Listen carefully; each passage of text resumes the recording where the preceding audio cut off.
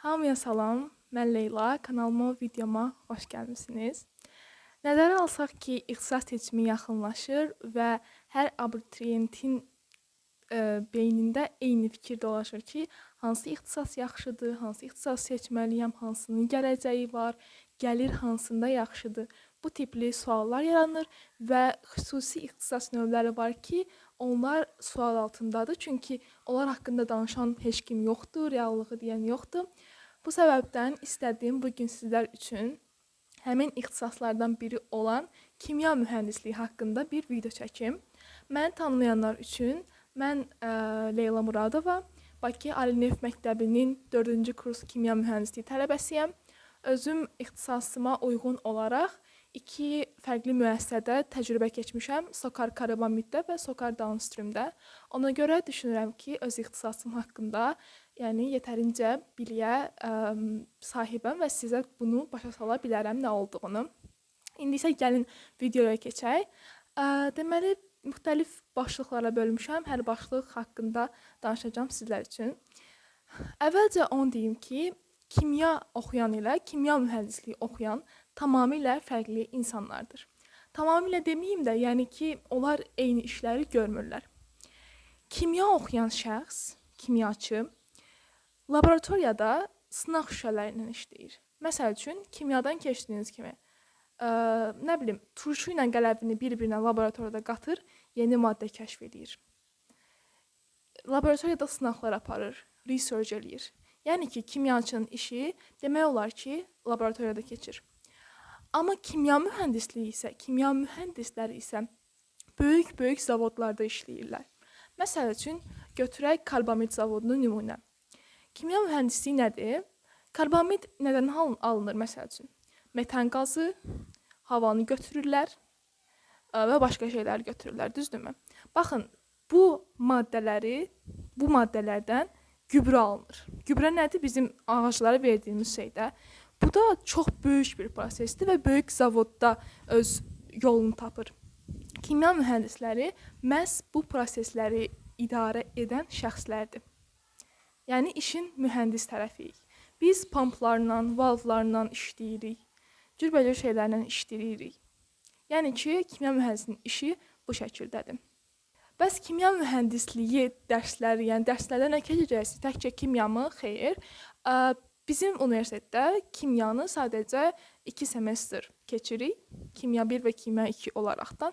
Daha sonra isə mühəndislik tərəfini keçməyə başlayırsınız. Termodinamika, kimyəvi reaktivlik, kütlə və enerji balansları bu kimi dərslər keçmiş olacaqsınız. Yenə fizika falan da keçirsiniz. Daha sonra kurslar getdikcə, yəni 4-cü, 5-ci kursa keçdikcə ixtisas dərsləri, proses dərsləri, yəni proses mühəndisliyi. Bizə həm də proses mühəndisləri deyirlər, çünki həmin o dediyim xam maldan gübrənin alınma prosesi bir prosesdir, düzdürmü? Biz bu prosesi idarə edirik, ona görə proses mühəndisləri də deyirlər. İş imkanları və sahələrini keçdikcə kimya mühəndisliyinin ən gözəl tərəflərindən biri də onun çoxlu alt sahəsinin olmasıdır. Yəni, çoxlu qolu var. Hara istəsəz gedə bilərsiniz. Ən məşhur olan neft və qaz sahəsidir. Hansı ki, Azərbaycanda qalan kimya mühəndislərinin çoxu bu sahəyə yönəlirlər. Bu sahədə Sokarda, BP-də, bu kimi şirkətlərdə işləyə bilirsiniz. Daha sonra qeyri-neft sahələri var. Sokar polimerdə işləyə bilirsiniz, polimerlərin istehsalı, Sokar karbamiddə işləyə bilirsiniz, karbamidlərin istehsalı və s. Həmçinin bunun əczaçılıqda və qida sənayesi kimi də qolları var. Lakin düzünü desək, bu sahələr Azərbaycanda o qədər də inkişaf etməyib deməzdim də, daha doğrusu o sahəyə yönəlmirlər. Yəni, prestijli deyil desəm daha doğru olar məncə.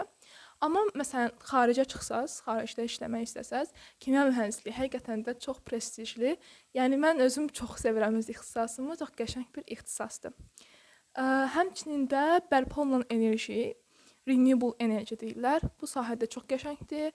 Xaricdə də yəni ki, çox prestijli bir sahə sayılır. Azərbaycanda dediyim kimi neft-qaz sahəsində asanlıqla işləyə bilərsiniz. Məsələn, müqayisə eləyirlər kimya mühəndisliyi ilə neft-qaz mühəndisliyi ixtisaslarını ki, hansı yaxşıdır deyə. Onu deyim ki, məsələn, neft-qaz mühəndisisinizsə, düzdür, onda qolları var, amma ancaq neft və qaz sahəsində işləyə bilirsiniz. Kimya mühəndisliyi elə bir şeydir ki, sən neft-qaz sahəsində də işləyə bilərsən, polimer sahəsində də işləyə bilərsən, karbon sahəsində də işləyə bilərsən. Yəni, məncə bu kimya mühəndisliyinin ən gözəl tərəflərindən biridir. Kimlər kimya mühəndisliyi seçməlidir? Məncə fizika, riyaziyyat, kimya və xəyal gücü olan hər kəs seçə bilər.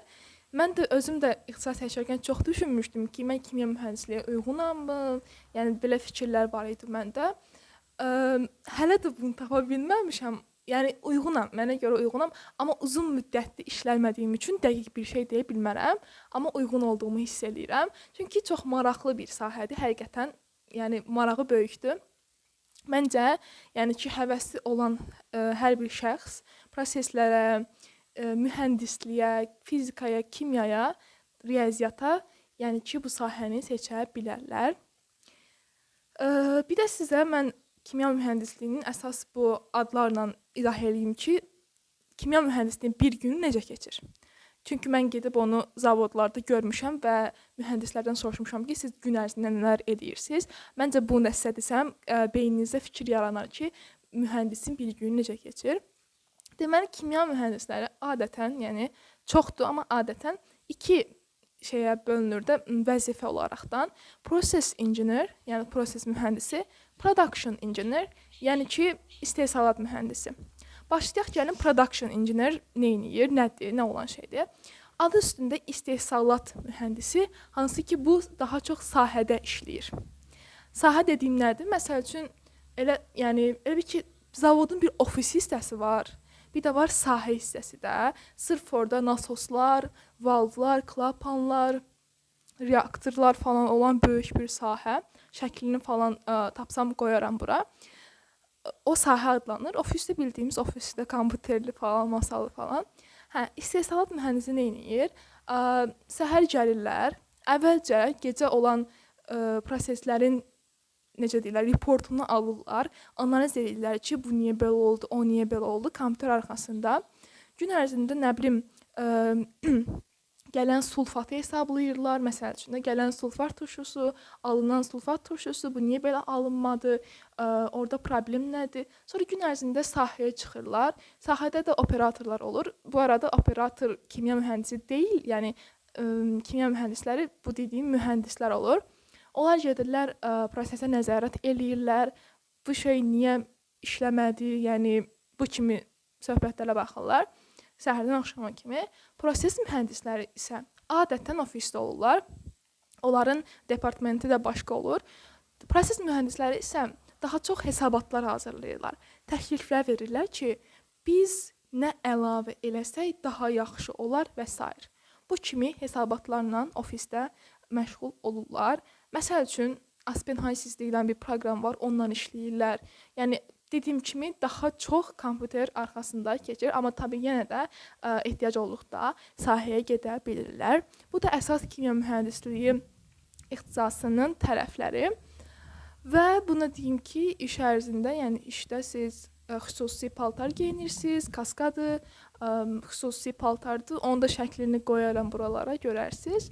Bununla gəzirsiniz və universitet təhsilinə gəldikdə demək istəyərəm ki, mən bir də tələbə olsam, kimya mühəndisliyi oxumaq istəsəm, təbii ki, yəni birinci növbədə banımı seçərəm, ikinci növbədə UFAZ-ı seçərəm, üçüncü növbədə də ya Xəzər, ya Adnusu, ikisindən birini seçərəm.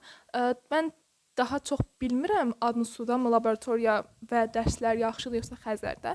Ondan xəbərim yoxdur. Ona görə o ikisini bir sıraya qoydum. Amma yəni banınla UFAZ-ı çox qəşəng bilirəm ki, çox qəşəng tədris edilir.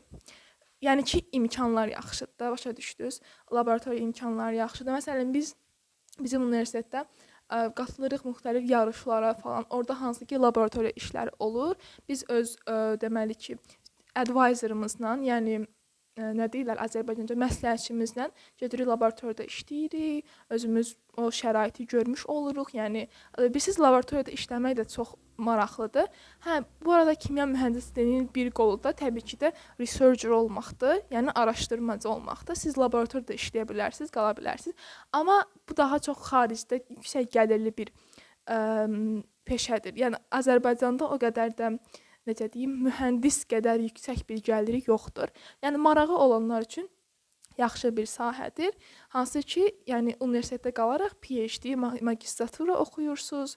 Yəni bu şəkildə öz işlərinizi görmüş olursunuz, doktorant olursunuz da, yəni bir nevi. Bu sahədə bu arada yaxşı sahədir. Nə deyirdim? Eynən, laboratoriya imkanları çox gözəl bir şeydir ki, siz hər şeyi görürsünüz, orada işləyirsiniz falan və marağınız da artmış olur. Çünki istər-istəməz dərsləri belə quru-quru keçəndə təbii ki də maraqsız gələcək, mənasız gələcək. Amma məsələn laboratoriya dediyim təkcə o bu arada yəni maddələr laboratoriyası yox. Məsələn keçirsiniz heat exchanger, istilik dəyişdirici, onun da laboratoriyası var bizdə. Məsələn gedirik onu görürük, yəni müəllim göstərir ki, necə işləyir falan. Kiçik bir heat exchanger böyük bir qurğudur, amma onun kiçik bir forması da, yəni ki, bu şəkildə olur.